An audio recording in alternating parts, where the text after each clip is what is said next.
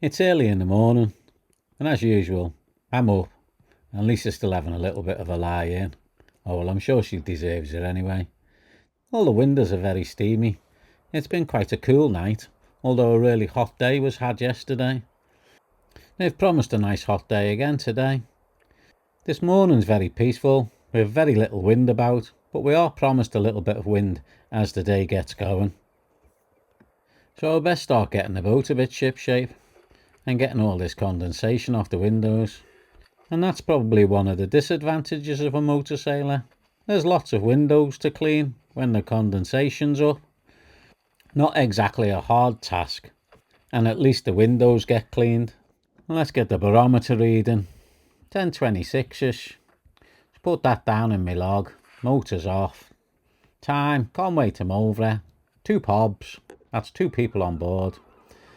I've been using that many fenders on this pontoon to look after the boat, obviously, but it means I've got to take a pile of them off before I even think about going, and just quickly stow them on the stern.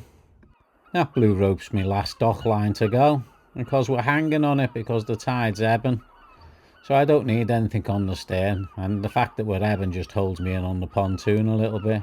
So as soon as I let him go, we're off. So I've put it in gear, and I pushed the helm over, and we're just ticking over. Because we're stemming the tide, the bow will just slowly move out. So all I have to do is wait and let the tide do its stuff, and we'll slip off down the river, hopefully, and we'll say goodbye to the pontoon for now. Well, the tide's very predictable, and as predicted, it shoves the bow round in a lovely fashion. So we'll be U-turned 180 degrees in a jiffy. Okay, back to the plan of action for the day. What I want to do is I want to do a bit of tacking. So we've decided to travel into the wind wherever the wind's coming from. And my brother and Paul are on the way back from the Isle of Man with Eamon and George. And they've decided to go via Mulvra, or at least I think they have. So as the wind's sort of coming from Anglesey, we're going to head out that way towards Anglesey and see if we can meet up with them. Later on in the day, of course. So why then, if I consider the boat as not a windward boat, do I want to do a bit of tacking? Well, the answer's simple. I want to get the boat to sail as good as I can to windward, and I want to find out how I can do that. Now, without starting to record any of the angles that I've already got as I'm trying to go to windward, I've got no base, so I'm going to do that. I'm going to record some angles on the chart plotter, take a photograph of them, got a record then, and I've got something to go up against. Now, I've got the advantage of having the tide with me as I'm going out, so the angles should be fantastic angles, and when I say fantastic, they should be better than 90 degrees. But I know, and you probably know, that I'm not going to get anywhere near that. Now, I've had Swallow 2 seasons now, but obviously the first season was learning the boat. The second part was actually realising that my Genoa was far too big and having to do something with it. Well, I had to shorten the luff a little bit so that I could actually pull the draft forward in the sail was the first job. The second one was to increase the length of the deck tracks so that I could tack it a bit further back and change the lead onto the sail. This permits me to actually set the sail the way it needs to be set in order for it to draw. And it all works well, except it's very big.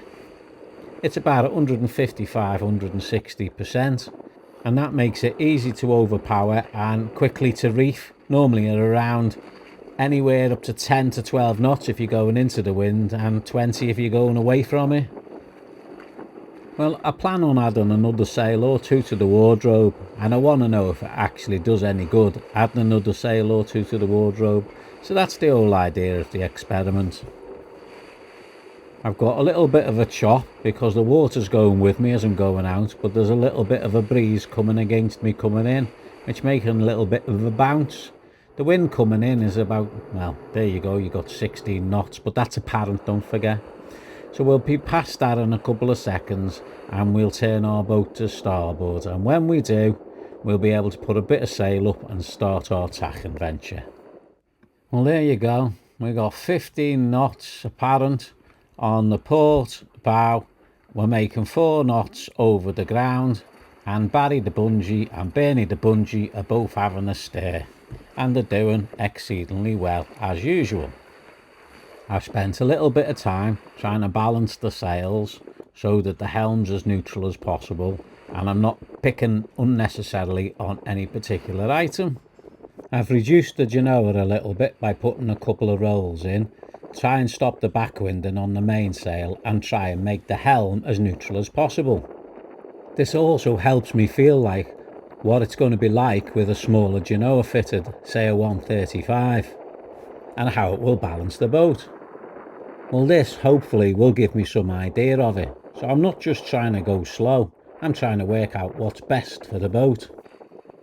It's also very important that she'll be quite well balanced. Here's the bungees off and she's steering herself, so I think the boat is completely balanced at this moment in time.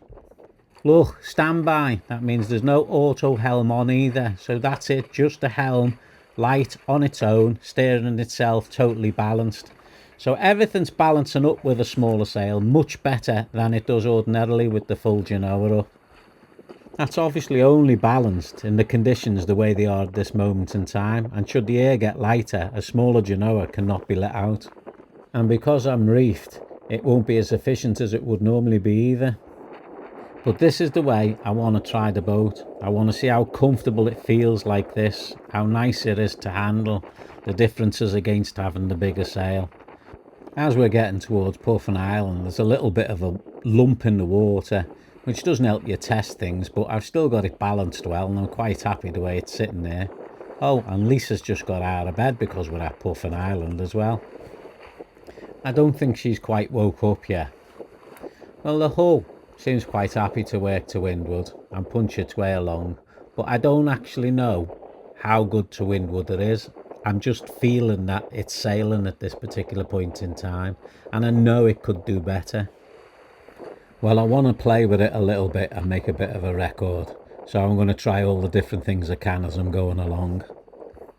Now, I know if I pull the helm a little bit, she'll heel over a bit more and she'll pick a bit more pace up, but that's not what it's about.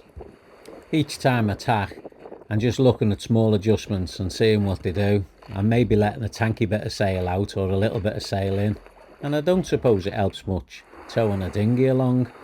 I love this view, I always find it fascinating. It's the view I have when I go to loo. It's a nice place to watch the water passing on by in more ways than one. Well, the wind strength's only a force 3. and we're covering 5.1, 5.2 over the ground, but we've got tide with us, so that's not a real figure. I've put a bit of insulation tape on the sail just there, because I've got the boat where she feels most comfortable now, and I figure, well, that's about where I want the sail. That's about the size of sail I want. So the only way to remember it is put a bit of tape on it and measure up afterwards. Not forgetting that the boat feels like she's actually going quite well now and getting in a groove, and we've only got a force 3. So I wouldn't say I was completely under canvassed for a force 2. And we mustn't forget while we're doing these tests that we're dragging something along. It's not quite an anchor or a bucket, but it is a dinghy, and it will make a difference to the boat speed through the water. So I think all in all, for a force 3 with reduced sail, we're doing really well.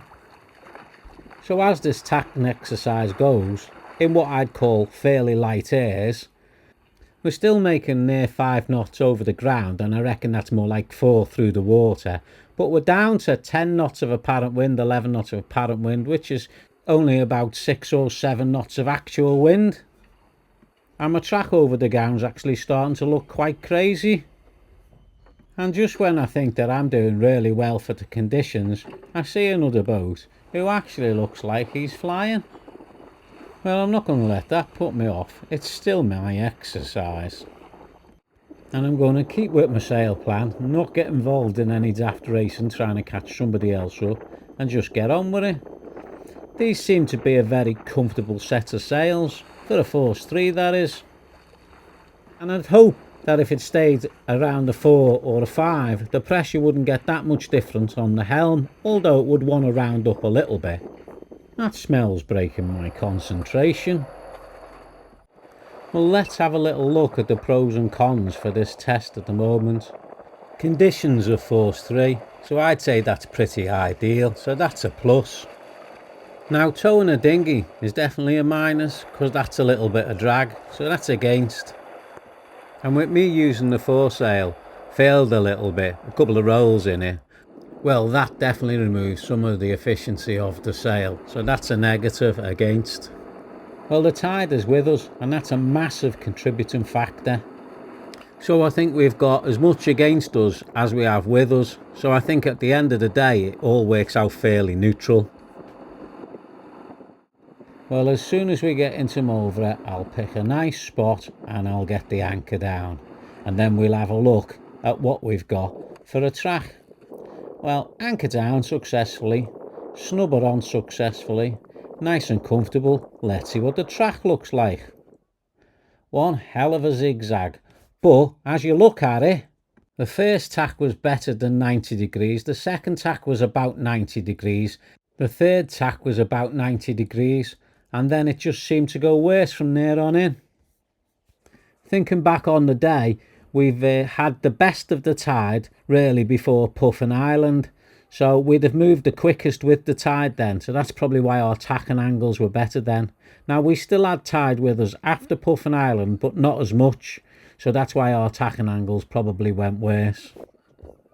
So we can look at the tacking angles, I think about 75-80 degrees in real terms as real tacking angles, which is pretty poor, especially as most of the tests been on quite flat water in ideal wind conditions. So we've got to be able to better this if we try hard enough. Well, RJ's just arrived in the anchorage on Tarka. He's pumped his dinghy up and Paul's slowly creeping in now on Hobbit.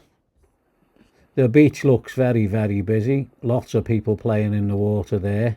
And the harbour, or the anchorage here, is filling up quite quickly. So there'll be a lot of people actually staying the night, I should think, tonight. Well, we, for one, don't have to pump our dinghy up to go ashore, because we had the foresight to drag the hard one with us all the way. So here we are, ashore, looking back at the anchorage, and the people having fun on this beach with all the lovely heat that summer's supplying this year. Since we've been back from Scotland, we've seen nothing but sunny, dry, hot weather, which has been absolutely lovely. And as right round the country, even these stony pebbly beaches are full of people, kids and adults playing alike. And here's a nice grainy shot of Swallow at anchor. This shot's almost good enough for a postcard. And there's a dozen boats in the anchorage. And there's Swallow, tucked away between two, being looked after. Well, we went to Kimmel Arms and we all sat together and we had a lovely meal while my bro told me about his holiday. And then afterwards we jumped on the dinghy and we motored back over to Swallow through the boats. I always think it's quite an adventurous feeling you get when you're in a dinghy and you've left your boat in the anchorage and you've been ashore and you're coming back to it by dinghy while she's sitting there at anchor, with that sort of airy feeling as she slipped, as she moved, is she still there? But no, there she is, just waiting where we left her, waiting for us to come and join her again so we can take her sailing again. She's a very patient girl. The next morning was another very beautiful day, and a little like the day before in the way that you couldn't feel much wind at the start of the day. Well, hopefully we'll get a little bit more later on, because there's only very, very light airs at the moment. But I think Mulva as an anchorage is quite protected anyway from anything that seems to come off the land. What I mean is the air doesn't normally pick up round here until you start sailing away, and as you move away from the shore a little bit, your sails seem to find a little bit more air and you're off. And most people will be getting ready to just do that at this moment in time. He's still got his anchor dangling at the front there. See it? Dangly anchor. That's a lovely boat, that is. It looks like a Conioni. That's concrete for anybody who doesn't know what Conioni is. But that's just a guess, I don't actually know. Well, judging by his mainsail, with a smashing orangey bit at the top of it, I'd say he does a lot of heavy weather sailing, and he pulls that down as a storm sail when it gets to the end with its little bright colour on it. These are just started weighing anchor on this beautiful little gaffer. I think they're planning on sailing off the mooring. One's pulling the jib out while the other one's still getting the anchor up. Impatience or what? But they are guys after my own heart, because I can't wait to get sailing off the anchor either. It's a simple thing, but it's still quite strange. Just sailing off your mooring or sailing off your anchor gives you a good buzz, letting you know you did it without the motor. And if you can go all the way across your journey wherever it takes you, and when you get to your destination, if you can pick up a mooring under sail or drop your anchor under sail, you'll buzz all night. And here they go, and see that crease he's got across his mainsail? If he pulls his peak halyard just a tiny little bit, that'll disappear. I did see this little gaffer in Fellinelly about a year or two ago on the hard, and she's got a lovely underwater shape, and she's a long keel, she is, so she's probably quite a seaworthy little boat, although he tells me it's only 20 foot over the deck, probably about 24-25 with its spars. Although if he watches this, he might comment and tell us exactly how long it is. A quick jibe now, and everything's up, and they're off. And his second boat to slip out the anchorage, although I think two have gone during the hours of darkness, or maybe early in the morning before I got my backside out of bed, one of the two. The gaff cutter though has to be one of the prettiest rigs there is, and you can't argue with that. Right, I suppose it's time I got myself sorted and got my anchor weighed. Well, I've actually changed my windlass for one that I do like. It's a nice and easy one to use, and it's mechanical, because after the motor went on the electric one and I used it manually, I found it such a slow, hard job to get the anchor up that I just wanted a quicker one, but I didn't want another electric one that can go wrong. Now, these rotary capstan type windlasses, the mechanical ones that is, have always been my absolute favourite. They're so quick and easy to use, it makes electric almost redundant in my mind.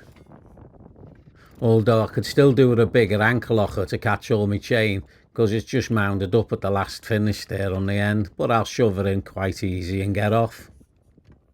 Well, the first thing I do is let the failer out, and then I use the sheet to pull the sail into some kind of shape. Obviously I've got the wind on the port side of the boat at the moment, as you can see by the dinghy hanging off, so I pull the starboard sheet to catch the wind and turn downwind. As soon as the boat starts moving through the water, you feel the steerage come, and you're happy then because you know you're actually in control and no longer drifting. And then you can actually manoeuvre your way out the anchorage. Beforehand I made the plan of which route I was going to take and where the wind was coming from and how I was going to use it.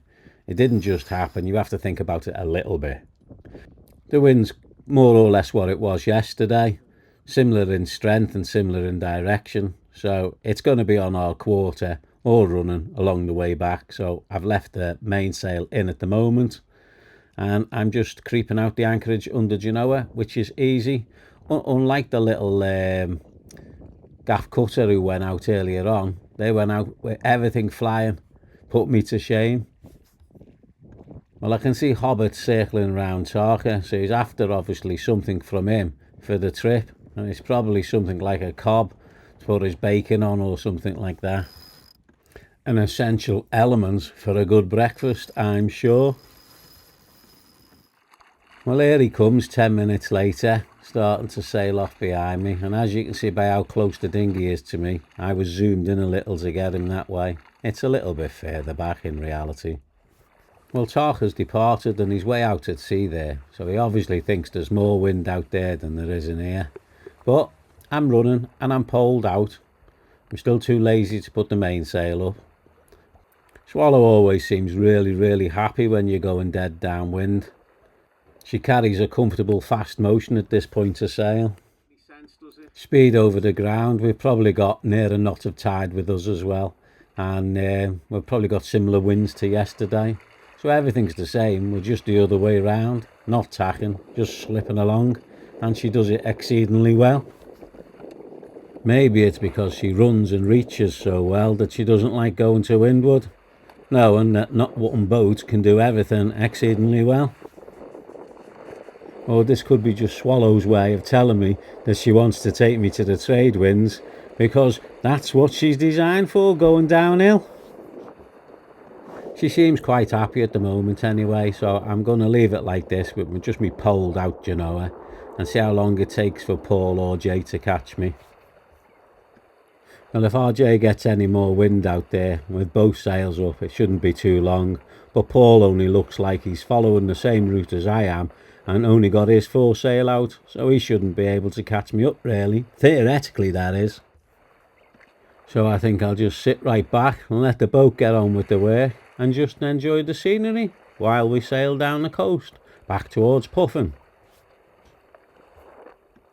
When we get a little bit further down to that gap there, we might get more air coming through there and we might get a little bit more pace, because we all know that Red Wharf Bay has its own climate, and there's Puffin in the distance and Conway in the far distance. Running under a force 3 makes Swallow quite docile really.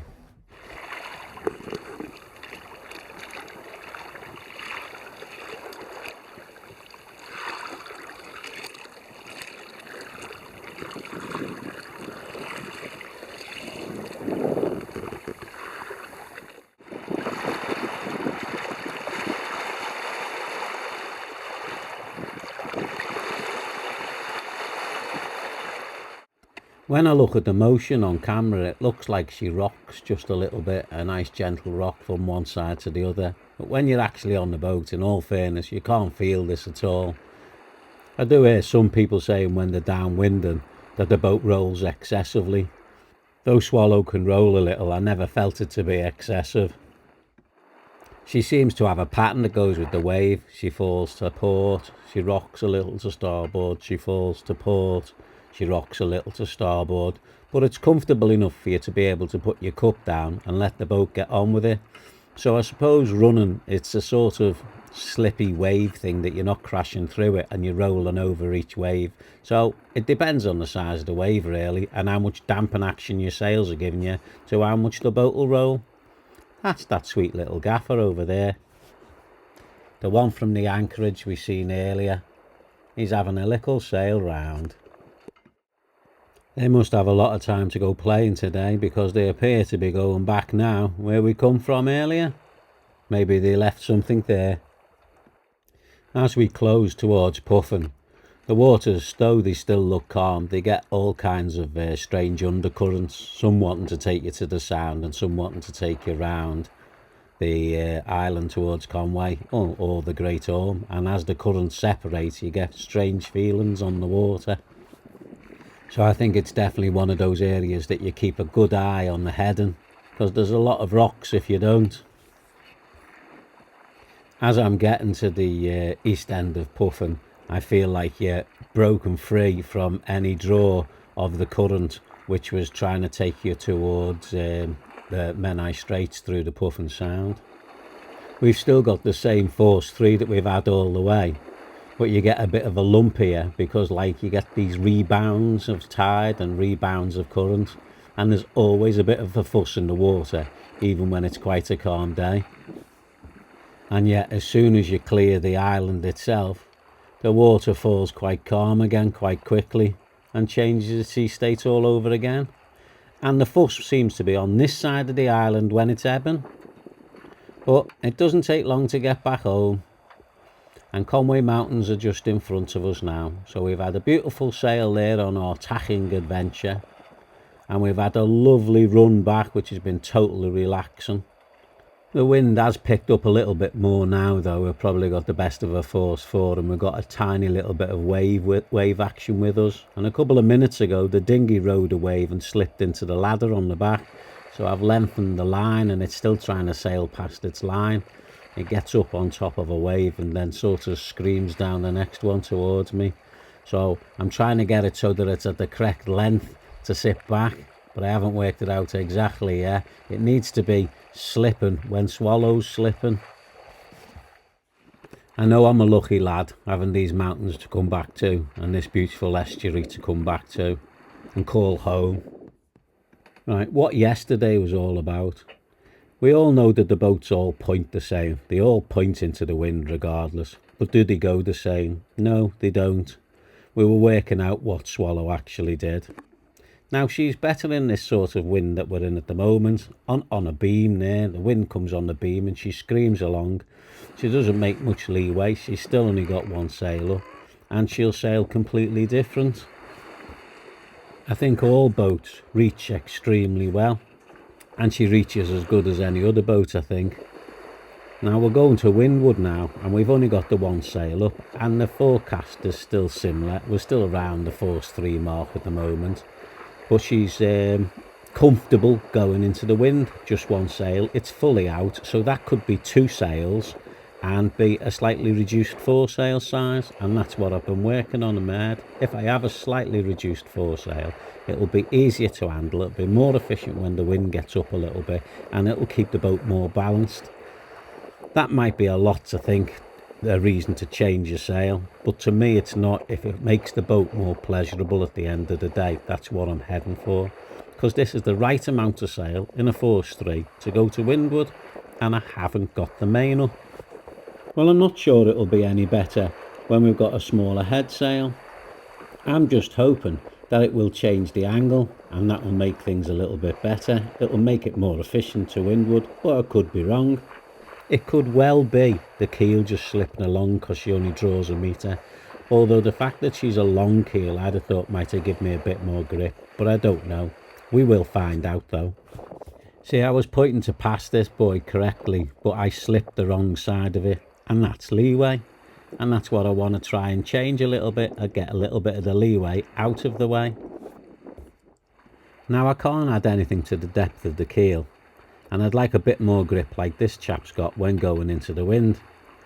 Only way I think I can make a difference then is make my sail and my boat balance up better, give me a little bit more pace through the water, and hopefully that will make the keel I have got a little bit more efficient. I've already recorded, as you've seen yesterday, a track, and that track is what I've got to beat. I've got to make that better. Now I don't think I'll ever get towards a 90-degree tack, but I'd be happy if I could get closer to 100. And as I don't think I'm anywhere near that at the moment, it'll be good to actually achieve it. So that's the plan. Now I've sailed all the way back at a comfortable pace for me with just my full genoa out in a force 3, which is fairly light airs in all directions. I've gone to windward, I've gone downwind, and I've reached. So considering that, if I had my main up, I could be close on over canvassed in a force 3. Well, that's the reason that I think that I'll get away with a smaller foresail, and hopefully everything will balance better. But you never know. At the end of it all, I might achieve absolutely nothing. But once I've got my brain connected into something saying this is the way it should be and it's not, then I've got to get on with it and find out whether it is or it isn't. And there's only one way to find out about all this, and that's actually get on and do it. So you'll have to watch this space with that one. As we're coming up towards the mooring here, it only leaves me one thing to say. As usual, thanks very much for watching, and I'm sorry if I've bored you a little bit with this episode of my mad tacking adventures, but they are for a particular reason. So until next time, bon voyage.